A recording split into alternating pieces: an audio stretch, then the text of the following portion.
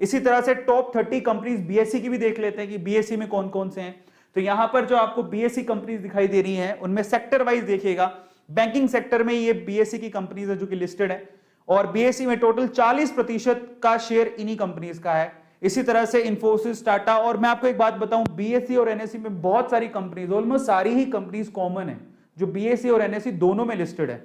तो ये आपकी जो दिखाई दे रहा है आपके सामने, मैं फिर से रिपीट नहीं कर रहा हूं, ये सारी आपकी बीएसई की कंपनीज भी हैं और एनएसई की कंपनीज भी हैं। एनएसई में कंपनीज थोड़ी ज्यादा है जो एनएसई 30 निफ्टी 50 में आती हैं, क्योंकि उसमें 50 कंपनीज है। बीएसई में 30 कंपनीज, टॉप 30 देखते हैं हम लोग, पर ऐसा नहीं है कि 50 और 30, इसके अलावा बहुत कंपनीज है जो कि लिस्टेड है, जहां पर शेयर मार्केट का डेली जब खुलता है तो उनका प्राइस वेरी करता है, उनमें भी लोग ट्रेड करते हैं। लेकिन वो निफ्टी 50 और बीएसई 30 का मतलब क्या है?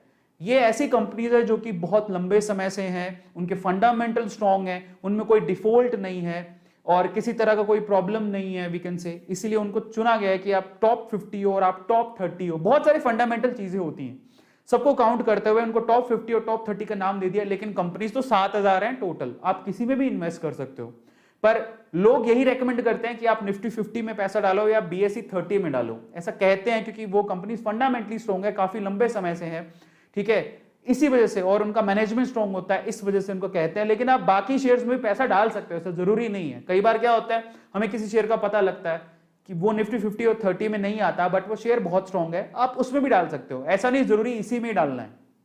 समझ में आया? आप लोगों को ध्यान रखना है।